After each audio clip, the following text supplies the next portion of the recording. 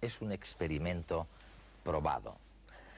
Si a los niños no se les sumerge en un organismo planetario, social, que les anime y les demuestre que son necesarios, su sistema inmunológico se degrada y mueren. Bueno, pues no se extrañarán de que en este programa de redes, en donde les vamos a dar gratis la fórmula de la felicidad, el factor de la interrelación con los demás sea un factor fundamental. Solos no llegamos ni a la esquina, no vamos a ninguna parte. Cada cerebro está construido con el mismo plan general, pero tienen importantes variaciones, y las variaciones son los elementos básicos de la evolución.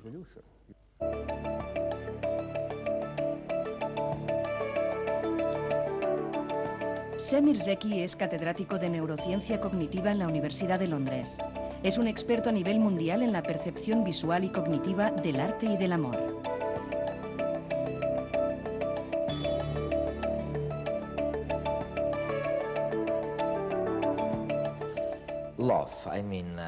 El amor. ¿El amor es algo normal, algo que admite con facilidad el cuerpo y por el cerebro? ¿O hay algo que no funciona?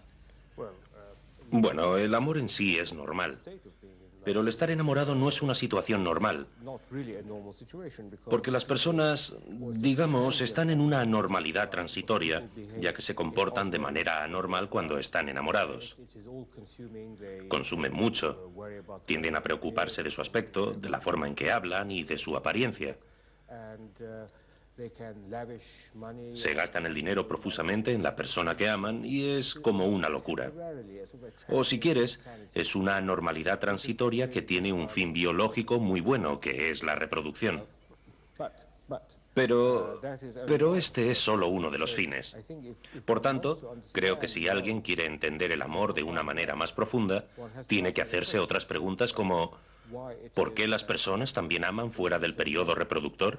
¿Por qué se puede amar apasionadamente fuera del periodo reproductor? ¿Y por qué a menudo se da la situación de que el amor no es con el fin reproductor?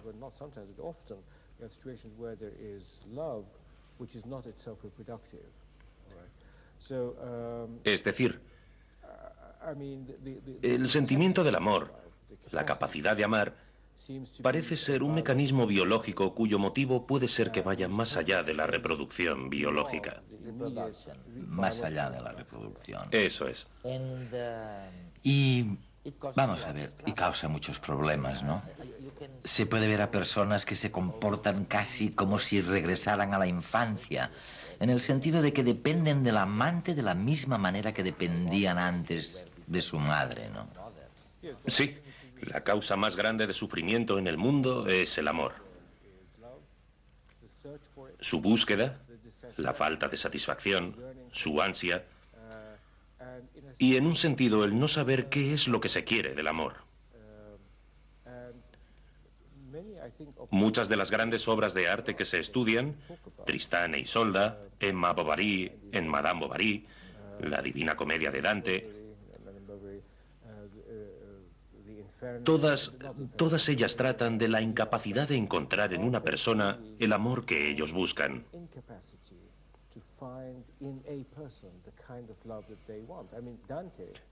Dante, en la Divina Comedia, no escribió ni una sola línea sobre su mujer, sino sobre Beatriz.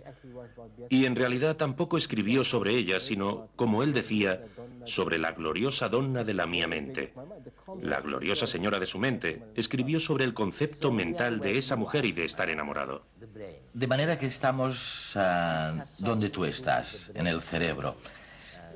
¿Tiene probablemente alguna relación con el cerebro, con esa capacidad que tiene el cerebro de idealizar? de crear un concepto a partir de muchas cosas repetidas, de cosas ordinarias. ¿Hay algo extraño en esta capacidad?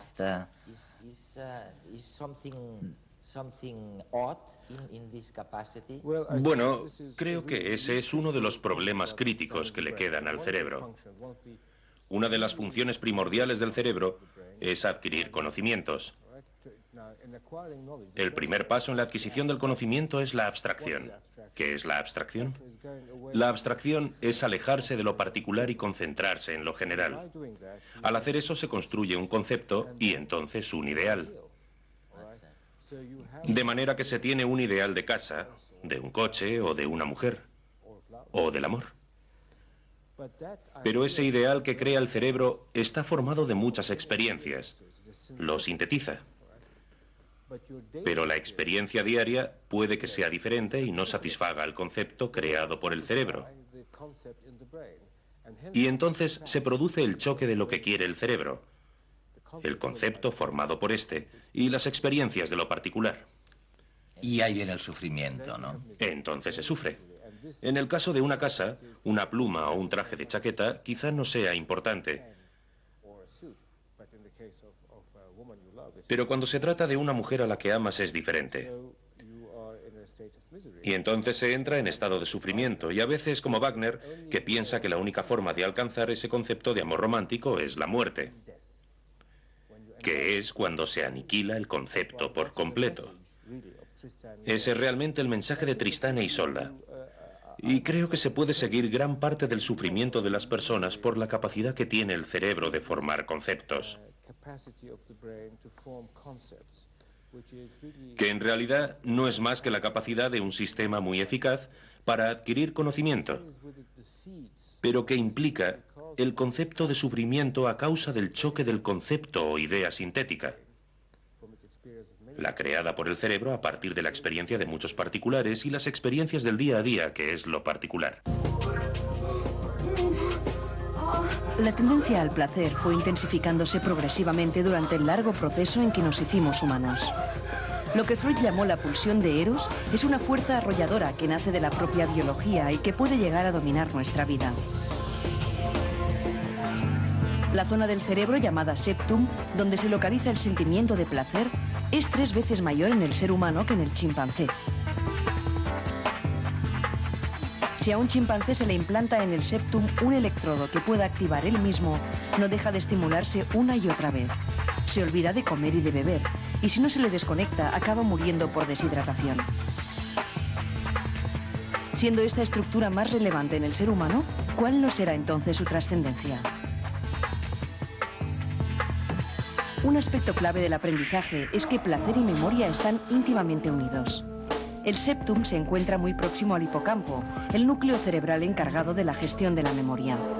Puede afirmarse que aprendemos con mayor facilidad aquello que nos proporciona más satisfacción.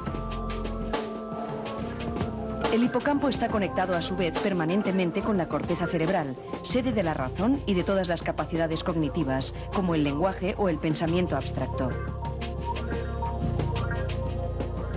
En los humanos la corteza está mucho más desarrollada y es mucho más extensa que en cualquier otro mamífero. Por eso se pliega formando arrugas, para poder acomodarse dentro del cráneo. Es aquí donde se desarrolla la consciencia y la identidad individual, y también desde aquí se ejerce el control y la modulación de impulsos básicos como el placer. Durante toda la vida hay una interacción constante entre vivencia y memoria. Lo que cada individuo percibe y experimenta va reforzando y expandiendo los filamentos entre las neuronas y originando nuevas sinapsis, dando forma a la gran red de conexiones neuronales que alojan la memoria. Es lo que se llama neuroplasticidad. Cuantos más estímulos y aprendizajes recibe una persona, más sinapsis desarrolla y mayor es su memoria.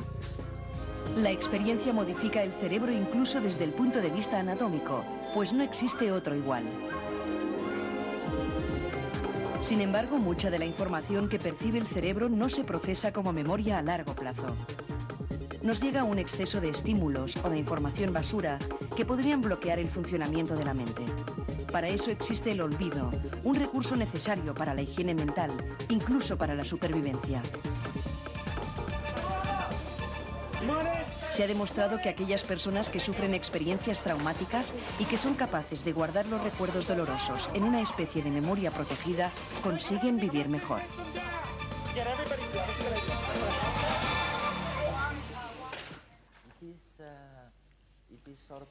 Es más bien extraño, ¿no? Que sea precisamente lo que nos diferencia de otros animales, esa capacidad simbólica. Bueno, hace algunos años se hablaba de diferencias distintas, pero ahora se dice que esa capacidad simbólica que tiene el cerebro humano es lo que realmente nos diferencia del resto de los animales. Y de todas formas es esa capacidad la que también aporta el sufrimiento de que has hablado. Sí, esa capacidad también se encuentra en los animales, pero nosotros la tenemos inmensamente más desarrollada. Y creo que es esa misma capacidad la que nos hace sentir este sufrimiento. También es una indicación de las limitaciones del cerebro, ya que si el cerebro pudiera recordar cada cosa con la que se encuentra en su vida, no haría falta formar conceptos ni generalizaciones, porque se acordaría de cada incidente. Pero no tiene esa capacidad. De manera que la capacidad de formar ideales y conceptos refleja las limitaciones que tiene el cerebro y que impone a su vez otras limitaciones. En lo que estás diciendo o sugiriendo, lo que nosotros llamamos ideales, conceptos, de alguna manera son simplificaciones, eso estás diciendo. Quiero decir que el cerebro no puede mantener un registro de todo y entonces meramente simplifica. Lo simplifica y crea un ideal o concepto. Pero lo importante es la simplificación y el darse cuenta de que el ideal reside aquí, en el cerebro, y que no es un ideal externo. De manera que como neurobiólogo me separo del sistema platónico. Para Platón, los ideales eran ideales en el mundo externo, a los que solo se les podía acceder por un proceso de pensamiento. Mientras que para nosotros el ideal es algo que ha construido el cerebro con sus experiencias. Y la manera en que funciona el cerebro, por una parte, y la forma en que la vida funciona en el exterior, ¿tú ves alguna posibilidad de reconciliar las dos cosas de una manera progresiva? ¿O crees que cada día se separarán más y más? El ideal. No veo ninguna forma de poder juntarlos. Y hay dos razones para ello. En primer lugar, por la naturaleza de la bestia. Lo que quiero decir es que la construcción de los conceptos y las experiencias que cada día tenemos son la antítesis. En otras palabras, que lo particular no satisface el concepto sintético, la idea. Y no veo ninguna manera de poder solucionar eso. Y el segundo problema es que los ideales construidos por los distintos cerebros son muy diferentes. De manera que hay un problema básico en la sociedad, ya que tus ideales de justicia y honor, de bondad y corrección, no son iguales a los míos. Y si luchamos por estos ideales, estaremos luchando por cosas completamente diferentes.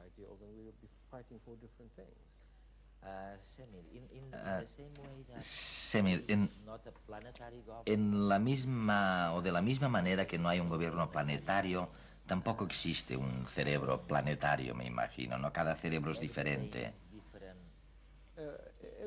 Cada cerebro está construido con un mismo plan general, pero tienen importantes variaciones, y las variaciones son los elementos básicos de la evolución. Tiene que haber variación para que se pueda dar el proceso evolutivo, que por cierto es completamente ciego a la moral o cosas por el estilo. Trabaja con la variabilidad y selecciona lo que se adapta mejor. Ahora, creo que esa variabilidad es un ingrediente de la evolución biológica extremadamente importante. Y a pesar de ello conlleva enfermedades o dificultades para nosotros, ya que Por distintas razones sociales, no podemos tolerar mucha variabilidad. Pero supongamos que tenemos la posibilidad de erradicar toda la variabilidad. Clonando, por ejemplo. Eso es, clonando. Sería un desastre tremendo, ya que la evolución no podría funcionar y no se produciría el choque que generan las nuevas ideas y formas de pensar.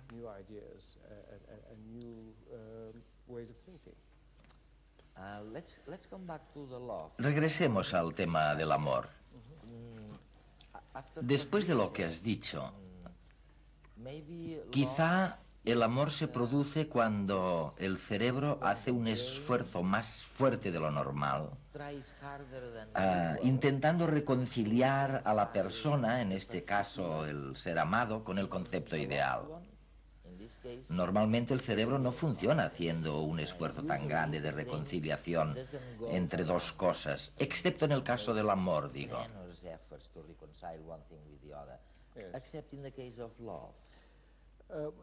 No, yo creo que lo hace en muchos casos distintos, y desde luego lo hace en el arte. El sentido del arte es plasmar el ideal creado por el cerebro en un lienzo o en una escultura. Y el otro día alguien me preguntó, ¿por qué el arte está tan ligado al sufrimiento? Y la respuesta es muy simple. Está tan ligado al sufrimiento por la dificultad de plasmar en una obra de arte los conceptos del cerebro. De manera que algunos artistas, como Miguel Ángel, dejaron muchas obras inacabadas. Y lo mismo sucede con el amor. Creo que no es fácil hacer que todos los conceptos e ideales que el cerebro ha creado fluyan en una persona única. De manera que es una cuestión de compromiso. Y a menudo ese compromiso no es muy duradero, no está lleno de vida, y a menudo se rompe. Pero verás, la manera en que funciona el cerebro es la de utilizar un sistema que ha demostrado tener éxito en repetidas ocasiones. El sistema de crear ideales. Es como una forma de visión, o de identificar objetos, o de construir, etc. Es un sistema muy exitoso y se utiliza también en otras ocasiones. Se utiliza en arquitectura, en el amor. El gran deseo que el hombre quisiera revivir es el placer que siente cuando por primera vez tiene hambre y la leche materna le sacia. La teoría del psicoanálisis explica que este gran momento es el que relacionamos con la felicidad y anhelamos reproducir. De hecho, el placer es resultante de un torrente de neurotransmisores que fluyen en el cerebro, algunos como la serotonina, con un efecto de producir una sensación de bienestar. La ausencia de emociones negativas es esencial para la felicidad porque en cuanto entran en juego el miedo, el enfado o la tristeza, el placer se reduce. Los estímulos emocionales son registrados por la amígdala, una pequeñísima pepita de tejido nervioso enterrada en el sistema límbico. Allí también se generan las emociones negativas, de manera que para evitar que inunden el cerebro, esta parte del sistema límbico debe estar en calma. El hemisferio derecho parece ser más sensible a las emociones negativas, mientras que la actividad más elevada en el hemisferio izquierdo se asocia con la felicidad. Los cambios de ánimo son algo así como si el hemisferio izquierdo sintiera pereza y estuviera mandando menos señales inhibitorias de lo normal a su hemisferio temperamental gemelo. Esta podría ser una de las razones por las cuales mantener una actividad propia del hemisferio izquierdo, como leer o hablar, alivia muchas veces la ansiedad o la angustia. Los psicoterapeutas nos invitan a hablar de nuestras emociones como una manera de superarlas. Pero la terapia cognitiva funciona probablemente no porque se dé rienda suelta a las emociones, sino porque nos ayuda a elevarlas al nivel cortical, donde pueden ser procesadas conscientemente. Hablar y pensar acerca de nuestras emociones puede darnos control sobre ellas. Por otro lado, guardarlas hasta quedar sumergidos en ellas las hace aún más dolorosas. Se trataría de acceder a un tiempo psicológico de relación con los que nos rodean que diera acceso a una mejor salud mental. No en vano, las personas se sienten más felices y satisfechas cuando forman parte de un grupo y están acompañadas de amigos y seres queridos. Este es el resultado de las encuestas sobre la felicidad. Según la nueva psicología basada en entrevistas clínicas, las personas asocian felicidad con tener familia e hijos. Así que, en buena medida, la infelicidad se relaciona con la falta de amor y la soledad.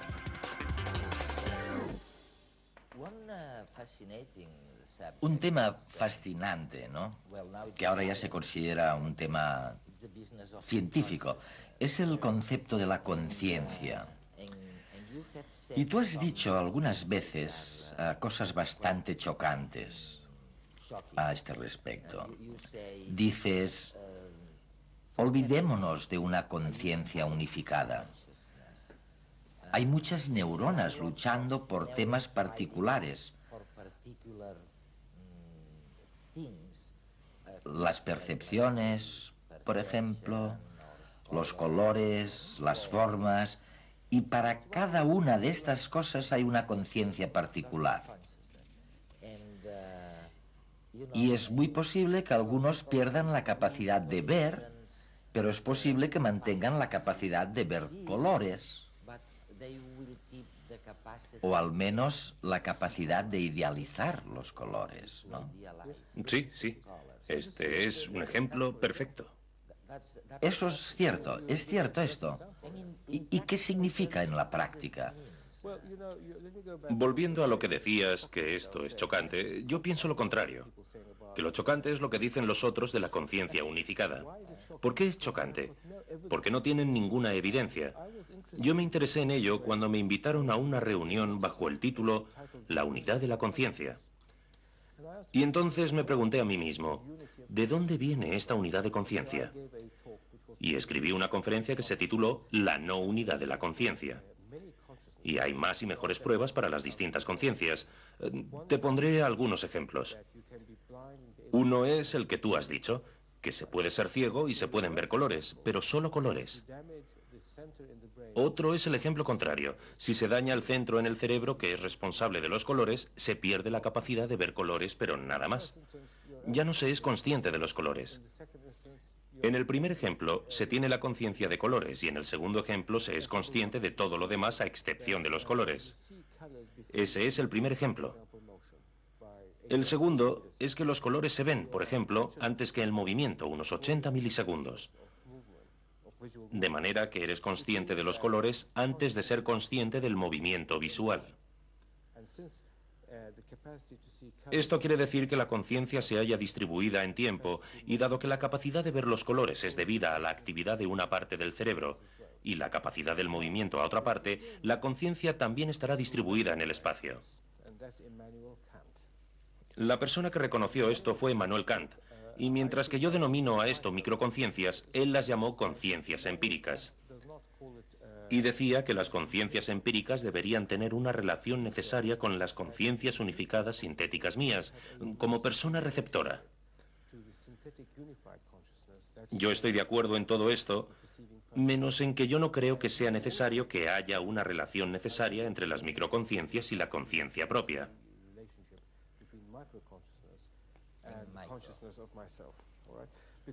Porque cuando veo tus gafas, yo no digo, yo soy el que percibo tus gafas. O si te miro a la corbata, yo no digo, yo soy el que percibo tu corbata. Solo es por interacción social y el uso del lenguaje por lo que puedo decir ahora, yo soy la persona que está percibiendo esto y no Eduardo. Esa es la diferencia. De manera que no creo que se haya establecido el caso de la conciencia unificada. Yo creo que hay muchas conciencias y que son mutuamente excluyentes, ya que no se puede ser consciente de dos cosas a la vez medido en milisegundos. Y veo esos artículos sobre los neurocorrelacionadores de conciencia, presumiendo que haya una conciencia única, o he oído a gente decir que el contenido de la conciencia, como si se vaciara un contenedor de conciencia y se pudiera verter otro. Yo no creo que funcione así, de manera que veo extremadamente chocante que se hayan salido con la suya durante tanto tiempo. Y de alguna manera, desde tu punto de vista, somos mecanismos mucho más empíricos Pero de alguna manera lo somos. Pero cuando estás conduciendo y ves un semáforo en rojo, eres consciente, pero no dices, yo soy la persona que es consciente. Sin embargo, eres consciente y te paras en el semáforo.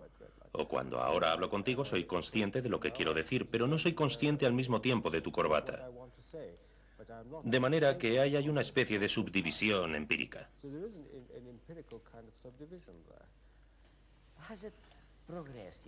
Oye, hemos progresado. Ya sé que la evolución necesita miles de años, pero ¿crees de verdad que en los últimos 60.000 años este cerebro ha aprendido alguna cosa? Sí, estoy seguro de que ha aprendido.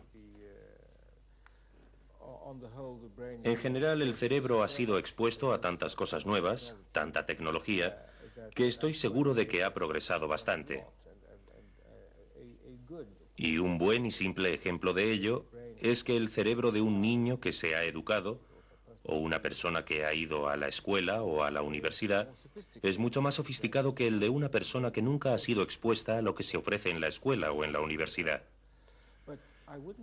Pero no diría que el cerebro ha cambiado en profundidad en los últimos 60.000 años, pero sí en 1.000.000 de años. No creo que haya cambiado radicalmente en 60.000 años. Quizá no ha cambiado en los últimos 2.000 años. Entendemos a los romanos bastante bien. De manera que yo creo que no hemos cambiado tanto.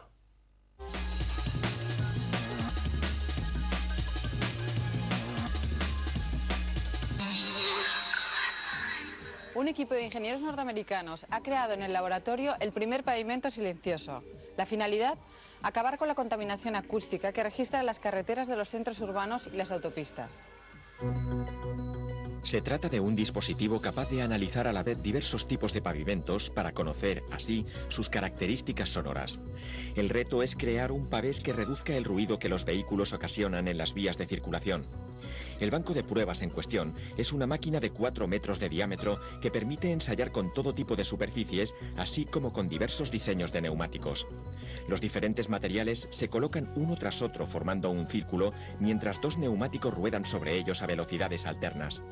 Una vez en movimiento, unos micrófonos registran los niveles de ruido generados y varios sensores captan variables como la temperatura o el rozamiento. De momento ya se han obtenido 3 pavimentos que podrían convertirse en carreteras silenciosas. Prepararse una aromática taza de té no es tan solo un placer para el paladar. Una reciente investigación demuestra que esta infusión puede convertirse en una potente arma para luchar contra las infecciones. En la investigación que se ha llevado a cabo en Washington, se ha determinado que el té negro contiene una molécula química capaz de multiplicar por 5 las defensas del organismo humano. La sustancia en cuestión induce a las células del sistema inmunológico a luchar contra bacterias, virus y hongos. El experimento se ha realizado con voluntarios que fueron divididos en 2 grupos. Unos tomaron varias dosis de té al día y otros bebieron café. Los análisis realizados a los participantes demuestran que 5 tazas de té diarias aumentan las defensas del organismo contra la enfermedad. Para ratificar los resultados, los expertos realizarán un segundo estudio de mayor duración y con más participantes. Gracias a los últimos avances en nanotecnología, se ha ideado una arcilla microscópica. Una capa ultradelgada de este material se podrá utilizar para fusionar moléculas y sustancias de todo tipo. Se ha conseguido crear una finísima película de arcilla tan delgada que se necesitarían 70.000 capas para que tuviera el mismo grosor que el de un cabello humano. Utilizar esta arcilla microscópica supondrá un gran avance en muchos campos, ya que gracias a su ductilidad, el material se podrá combinar con moléculas orgánicas como enzimas o proteínas. También se podrán crear estructuras más complejas, con lo que será posible diseñar sensores biológicos muy útiles para prevenir y tratar enfermedades. De momento ya existen diversos materiales arcillosos que se utilizan en vacunas y plásticos, pero en estos casos la arcilla es más gruesa, por lo que su utilidad es menor. La potencialidad de las células madre está fuera de todo debate. En un experimento con ratones se ha demostrado que estas células son capaces de convertirse en óvulos. En el caso que el descubrimiento probado en ratas pueda aplicarse en un futuro cercano a los humanos, resultaría de gran utilidad para los programas de fertilidad y fecundación. Se trata, pues, del primer trabajo que demuestra que las células madre son capaces de crear células germinales, por lo que el hallazgo abre un amplio abanico de posibilidades. Los óvulos obtenidos en el laboratorio se desarrollaron de forma espontánea hasta dar lugar a estructuras embrionarias que podrían ser utilizadas posteriormente. En una segunda fase, los investigadores intentarán averiguar si los óvulos creados a partir de células madre son fecundables, es decir, pueden ser el origen de un embrión. Los óvulos artificiales también podrían utilizarse para técnicas de clonación. Las ambulancias del futuro poco tendrán que ver con las actuales. Instrumental más pequeño y técnicas más sofisticadas permitirán que existan auténticos hospitales itinerantes sobre 4 ruedas.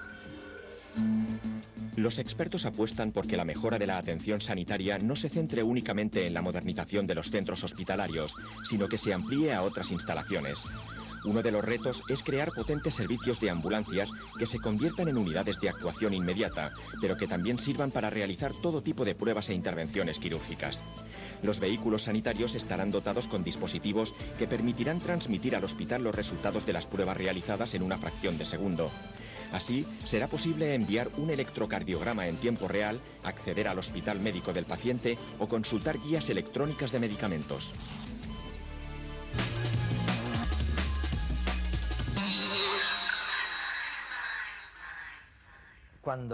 Seguro, cuando hablan con amigos del cerebro, encontrarán dos posturas. Una mayoritaria, que dice, bueno, tiene una actitud casi beata delante del cerebro, ¿no? Diciendo, es el artilugio más sofisticado de todo el universo.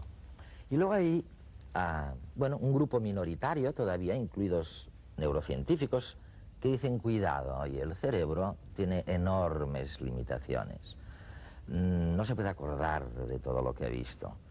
Y, bueno, eso es lo que dice Semir Zeki, que habéis escuchado, ¿no? Porque no se puede acordar, porque es muy limitado, el pobre tiene que idealizar. Y luego, cuando compara este ideal que se fabrica con la realidad que ve, se lleva un chasco impresionante y dice, el neurocientífico Zeki dice, oye, y de ahí viene esta ansiedad, este mal humor, esta infelicidad generalizada. María Jesús, yo sé que este año tú estás celebrando el 25 aniversario de tu experiencia clínica como psicóloga, tratando este tema de la felicidad, ¿no? Y a veces cuesta, ¿no?, tratar este tema de una manera seria, o sea, no nos lo hemos tomado muy en serio esto. Nos tomamos muy en serio el sufrimiento, las enfermedades, pero, oye, ¿cómo ser feliz? La verdad es que le hemos dedicado, yo creo, muy poco tiempo. ¿Qué crees tú de lo de Zeki cuando dice que siempre anda hambriento el cerebro, insatisfecho, cuando compara su ideal con la realidad de un coche, una casa, una mujer, un árbol, un pet, un animal doméstico? Hombre, yo creo que ahí siempre depende de las personas. Hay quizá un prototipo de personas que es verdad que casi permanentemente están insatisfechos, y están insatisfechos independientemente de cuál sea su realidad y sea su vivencia. Y hay otras personas que, al contrario, parecen tener una predisposición para que, a pesar de que la realidad pueda ser ciertamente dura y difícil, se encuentran con una predisposición muy favorable para sentirse felices. Y eso nos explicaría el por qué no existen leyes universales que se puedan aplicar uniformemente a los seres humanos, ¿no? Ahora, hay una que a mí siempre me sorprende, la cantidad de estadísticas que se han hecho a nivel planetario y en donde sale una inmensa mayoría que es feliz. O sea, cuando les preguntas, ¿eres feliz? Bueno, los infelices es una minoría, del orden del 16, del 20%. Y cuando piensas que la inmensidad del planeta es una miseria de condiciones económicas y de agresiones y de fuerza, eso es que estas estadísticas son poco fundadas. ¿Tú qué crees Eduardo, de eso? yo personalmente no me lo creo. ¿No te lo crees? No, yo a principios de los 80, porque en ese momento eres joven y tienes muchas ganas de descubrir cosas y todo lo que estás viviendo lo haces de una manera tremenda. Yo estaba en una escuela infantil de un medio, yo creo que muy positivo y en ese aspecto rico, como era la Escuela Infantil del Consejo Superior de Investigaciones Científicas en Madrid, y eran todo padres, normalmente científicos, que tenían a niños de 0 a 6 años allí. Y entonces a mí me sorprendió en los 2 primeros años cómo aquella gente con niños pequeños, en una edad para mí fantástica además, no les veía felices. ¿A los niños o a los padres? A los niños estaban maravillosamente bien, Esto, casi ¿no? siempre. Sí. Hombre, si había algún padre angustiado, a lo mejor se quedaban ahí como medio llorando, en cuanto se marchaba el padre se ponían tan contentos y bien. No, me sorprendió que los padres realmente los veía bastante insatisfechos. Y entonces cuando ya llevábamos 2 años trabajando y teníamos suficiente confianza, mucha confianza, yo todos los años veía a los 180 padres, a los 180 parejas, 360 padres de los niños, viendo un poquito la evolución de sus críos. Y hubo un momento, hacíamos una entrevista como de 1 hora, en el que yo les preguntaba, oye, si tuvierais que definiros como personas muy felices, razonablemente infelices, insatisfechas, la inmensa mayoría se definió como insatisfecha de lo que en ese momento era su vida actual. Yo recuerdo solo 8 personas que me decían, 360, 8 personas que me dijeron que realmente se sentían muy felices. La siguiente pregunta que yo les hacía es, ¿y quién consideras que es responsable de alguna forma de esa infelicidad? Y la verdad es que la inmensa mayoría me decían, efectivamente, los demás. Trabajo o a veces la pareja en ese momento, a las personas cercanas, solemos ser tremendamente injustas. Carlos, recuerdo, perdona, recuerdo que solamente 4 personas me dijeron, yo mismo. Estoy convencido realmente que la causa de mi infelicidad está en eso. Oye, Carlos, tú llevas muchos años también, pero con el tema concreto de la felicidad, ¿no? Y trabajando con Rodríguez Delgado. Sí. ¿Qué hacéis con la gente que busca la felicidad? ¿Tenéis alguna terapia? ¿Tenéis alguna sugerencia que nos podáis hacer? ¿O realmente son discursos y concretamente que cada uno se las apañe como pueda? No hemos progresado mucho en este campo. Bueno, yo creo que si nosotros nos analizamos a nosotros mismos, sí, podemos saber de nosotros mucho más de lo que sabemos. Lo que pasa es que existe pues esta verdad admitida, que yo no la considero verdad, de que conocerse uno a uno mismo es muy difícil. ¿Y para qué? ¿No? Y además hay gente que dice, no, si yo no me confundo, yo cuando me afeito sé que soy yo, no me confundo con el vecino. Pero es el funcionamiento interno de cada uno. Yo creo que estamos bastante bien hechos, sí, tenemos muchos defectos, pero estamos bastante bien hechos y se podría sacar muchísimo más rendimiento de nosotros. ¿Pero haciendo qué? Pues... relacionándose más, haciendo más deporte, bueno, más religión. No, yo creo que esos factores pueden ser coadyuvantes o pueden estar perjudicando en algún caso, pero en definitiva es que uno debe de tener una estructura mental mucho más clara y más definida. Lo que uno tiene que tener es un análisis de las cosas en donde vea la parte buena que todas las cosas tienen, aunque también tienen la mala, y que las valore no como enemigos, sino como amigos. Entonces, si te gusta el fútbol, si te gusta el boxeo, si te gustan la natación, si te gusta el golf, si te gusta el esquí, es muy posible que pueda haber una actividad que hagas de las que te gusta, pero si solamente te gusta una cosa y todo lo demás lo rechazas, es muy difícil que tú puedas ser feliz, porque solamente podrás ser feliz haciendo esa cosa. ¿Sabes que he visto por ahí una estadística bastante bien hecha, por lo demás, de la que se desprende que ni el deporte ni la religión ayudan mucho a ser feliz? Vamos, no digo no ayudan nada, pero que no son factores determinantes. Bien, efectivamente, es que factor determinante para ser feliz no es ninguno, nada más que tu mente valore como bueno, como aceptable, como deseable lo que estás haciendo. Si tú lo que vives, aquello de lo que eres consciente en el momento, porque lo recuerdas, porque lo imaginas o porque lo estás viviendo, si tú lo consideras que eso es bueno, entonces tú te sientes feliz. Si lo consideras que es malo, no te sientes feliz. ¿Has visto los informativos, María Jesús? Sí. ¿No? Allí mencionaban lo de la meditación. Efectivamente. ¿Es mejor que el deporte y la religión? ¿Qué experiencia tienes tú con el tema clínica? Yo te diría, lo fundamental que yo considero para alcanzar la felicidad es sentirse bien con uno mismo. Es el primer punto crucial, al que quizá nadie nos enseña. Resulta que la única compañía que tenemos desde que nacemos hasta que nos marchamos un poquito de esta historia somos nosotros mismos. Nadie nos enseña cómo sentirnos bien nosotros mismos. Carlos dice, nos tenemos que conocer. Tenemos que conocer sobre todo cómo funcionamos y cómo lo importante a veces no es lo que pasa, realmente lo que pasa, sino lo que tú estás pensando. El pensamiento es previo a la emoción. Y cómo sea ese pensamiento, y ese hecho explica que ante una misma situación haya personas que la vivan muy bien y otras que la vivan muy mal. Cómo es ese pensamiento dependerá de que seas más feliz o más infeliz.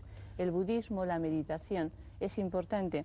En mi experiencia interna, realmente sí. Es decir, lo que pasa que yo te diría, Eduardo, un poco como filosofía de vida. Es decir, hay mucha gente, por ejemplo, que intenta hacer yoga. Yo hice mucho yoga en mi juventud y control mental y todo eso es muy bueno. Pero es crucial que tú, en los momentos de tu vida cotidiana, porque hay cosas que si no difícilmente se trasladan al mundo occidental, ¿no? Tú en tu vida cotidiana realmente te encuentres bien con lo que estás haciendo y tengas recursos para superar las dificultades que tienes. Y esto es una cuestión de pensamiento. Lo dices en tu libro constantemente eso. El pensamiento está antes que la emoción y es, oye, os voy a pasar una peliculita dándoos nuestra versión de cuál es la clave de la felicidad. Nos corregís. Decir que el dinero no da la felicidad parece un tópico, pero en realidad es cierto. Estudios psicológicos con ganadores de lotería así lo indican, puesto que al año de haber recibido enormes sumas de dinero, su nivel de felicidad resulta comparable al que tenían antes. Si bien durante muchos años parecía que los bienes de consumo eran imprescindibles para ser feliz, los españoles hoy en día parecen volcarse más en otro tipo de necesidades. La sociedad actual busca la felicidad en las relaciones cotidianas y el redescubrimiento de las vivencias más sencillas y naturales. Según estudios recientes, las personas que se declaran felices tienen en común relaciones intensas y satisfactorias con amigos, familia y parejas, y pasan poco tiempo solos.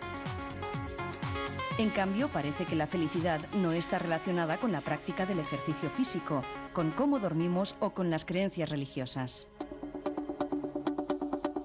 Pero todavía no se puede discernir si tener una actitud positiva genera un círculo afectivo satisfactorio o si es el propio círculo el causante de la felicidad. Lo que sí parece es que una vida social rica no es en sí misma suficiente para garantizar esta sensación, ya que algunos de los que se declaran infelices gozan también de un alto grado de relaciones sociales. Por tanto, algo más puede estar implicado en la cuestión. Los expertos consideran que un 40% de nuestra predisposición, optimismo y extroversión proceden de los genes que hemos heredado de los padres. Los estudios sugieren que la habilidad de ciertas personas para ser felices está vinculada a una función aumentada del lado izquierdo cerebral. La evidencia demuestra que estas personas tienen mejores defensas contra las infecciones y niveles de estrés más bajos.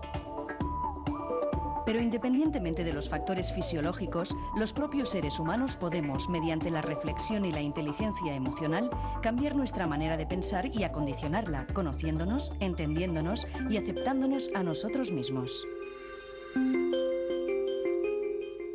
El 60% restante de nuestra predisposición a la felicidad, por tanto, parece ser responsabilidad únicamente nuestra. Técnicas como la meditación comienzan a considerarse socialmente válidas para alcanzar el equilibrio interior. No cabe duda de que cuanto mejor nos conozcamos, más probabilidades tendremos de acertar a la hora de tomar decisiones como elegir pareja, trabajo o aficiones. Al final resulta que ver la cara positiva de la vida proporciona solo ventajas. Voltaire, en el siglo XVIII, ya expresó de forma clara esta filosofía. Dijo: «He decidido ser feliz porque además es bueno para la salud». ¿Y si no fuera verdad? ¿Y si no fuera verdad? ¿Y si la felicidad dependiera exclusiva o casi exclusivamente de las endorfinas, fuera una cuestión química. Es que eso es. Desde nuestro punto de vista depende de las endorfinas. Lo que pasa es que las endorfinas se disparan cuando tu cerebro dice dispara las endorfinas. ¿Y eso cuándo lo hace?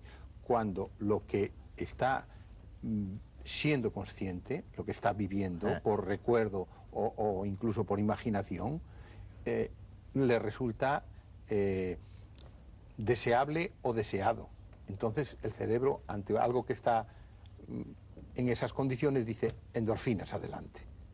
Y esto es lo que sucede. Y si el cerebro falla, María Luisa, vas a la farmacia y compras Prozac.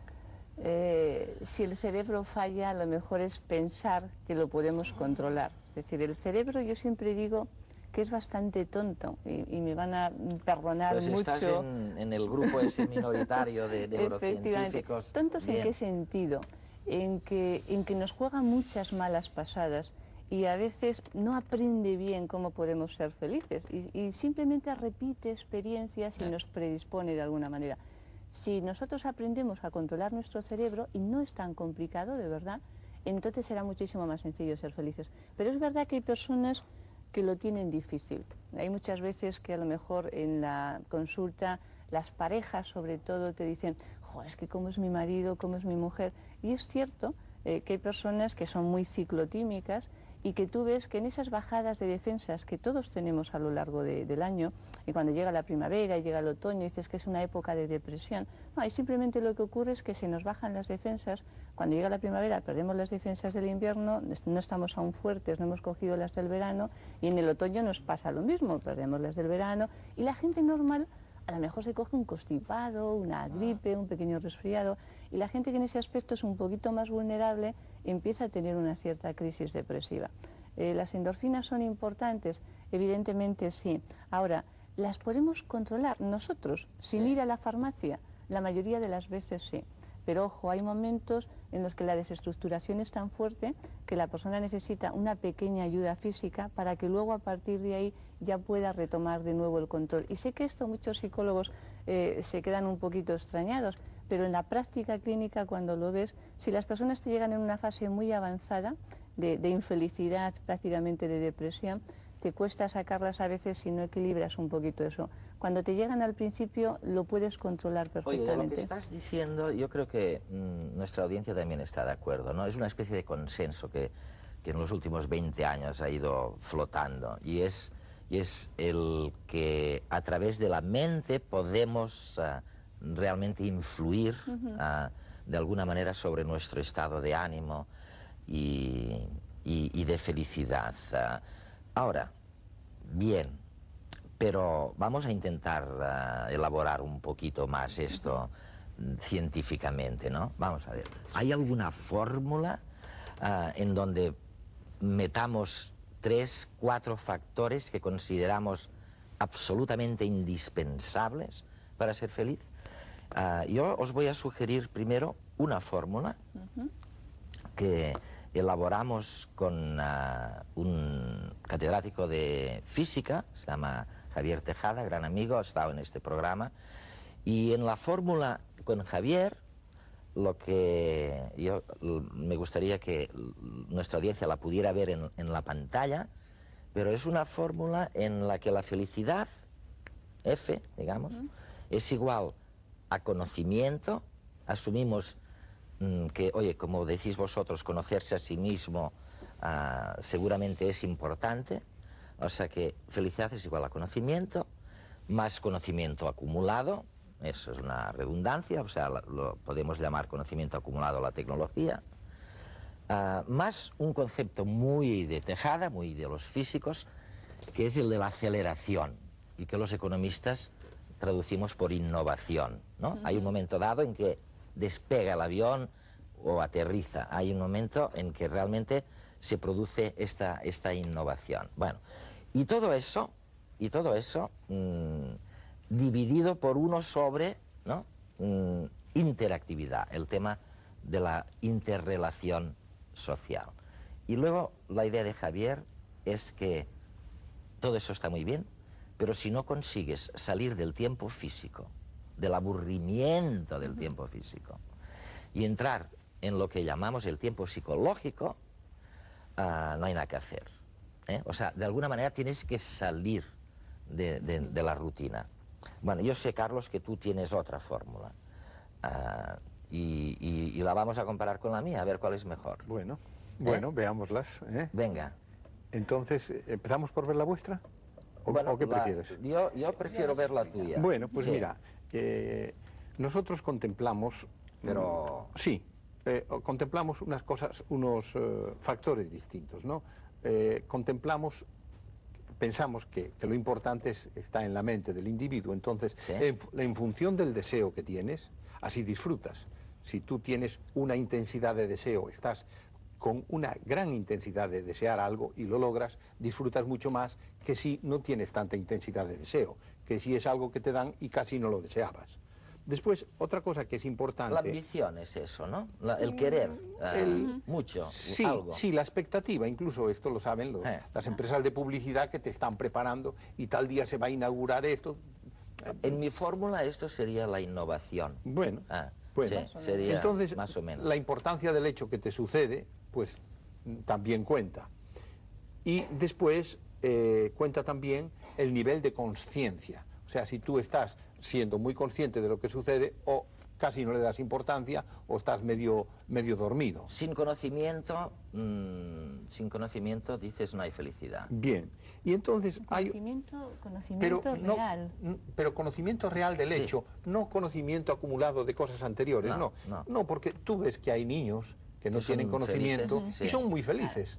No importa lo que tú tienes de background. Tienen aprendizaje.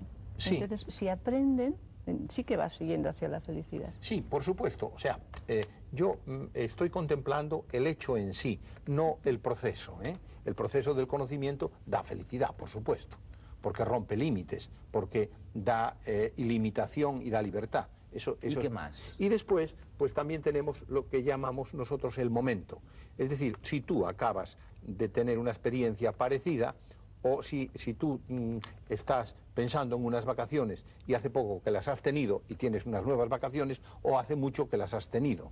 Incluso hay una cosa que sucede en la felicidad, que es el proceso si tú juegas y pierdes, juegas y no pierdes, y juegas y ganas, eres más feliz que si empiezas ganando ni perdiendo y terminas perdiendo. O sea, el momento también es importante. Algo tendría que ver con el tiempo psicológico eso, ¿no? Y después, no puede ser que me pongas más factores. ¿Qué más? ¿Qué más? Bueno, Uno pues más te quiero solo. poner el factor, lo que tú deseabas, la cantidad que tú deseabas. Si tú quieres de algo 10 y logras 5, eres menos feliz que si quieres 5 y logras 5.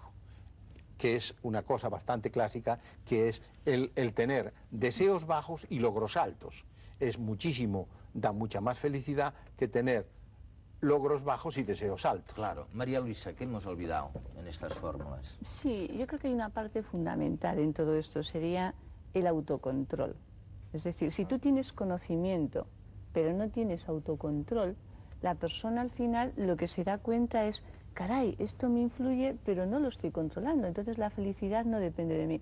Cuando la gente piensa que hay un determinismo, que la felicidad es ajena, que depende de lo que está sucediendo, de lo que nos rodea, del exterior, a partir de ahí se produce un estado de indefensión tremendo. Entonces yo creo que lo fundamental es, seamos conscientes que nosotros podemos conquistar esa felicidad. Es verdad que cuanto más difícil sea el reto, es la teoría de los flujos, ¿no? Parece que me siento mucho mejor cuando consigo algo difícil en lo que tengo que emplear determinadas habilidades que cuando consigo algo relativamente sencillito, ¿no? Pero lo fundamental yo creo que sería autocontrol, sensibilidad, y sensibilidad porque hay gente que siente, sí, pero hay unos que sienten más que otros, para lo bueno y para lo malo. Esa gente sensible cuando se siente muy mal te cuesta sacarla porque realmente se siente muy mal. Pero cuando se siente muy bien llega a unos niveles que no llegan otras personas. Educar la sensibilidad a veces es muy importante. Y lo sabemos y las hacer. habilidades interpersonales, es decir, esa capacidad interpersonales sí. Yo para en eso sí relacionarnos. creo mucho. Esto es el otro factor que que como apretabas, no me dejaste decir, que es la felicidad compartida. Que tú esa misma experiencia la tienes con un grupo de personas que quieres y sientes más felicidad. Y luego, si además esto lo puedes relatar y compartirlo con otros o con otras personas, aunque no estuvieran, eres más feliz. Esta Carlos es la realidad. y María Jesús, de todo lo que me decís, en lo que yo veo que hay un consenso planetario, es este tema de lo que Carlos llama la felicidad compartida y que otros llaman la interactividad y las relaciones interpersonales. O sea, donde no vamos a ninguna parte, desde luego, es solos. Parece que la soledad, en contra de lo que dice una gran parte de las tradiciones que hemos recibido, la soledad no lleva a ninguna parte, por lo menos no lleva a la felicidad. Eduardo, y si me permites, hay una cosa que es importante que también conviene dejar claro, es que la felicidad está en nuestra mano muchísimo más de lo que se cree, porque en nosotros está las cosas que deseamos, el nivel que tenemos de deseo, eso Carlos, etcétera, desgraciadamente etcétera. ya te encontrarás a mucha gente que no lo cree y nos va a costar hacerle cambiar de opinión. O sea que, bueno, de lo que sí estamos seguros es de que mirando alrededor, comunicándose, buscando interlocutores, personas que compartan sus cosas, es una manera, un atajo para alcanzar la felicidad.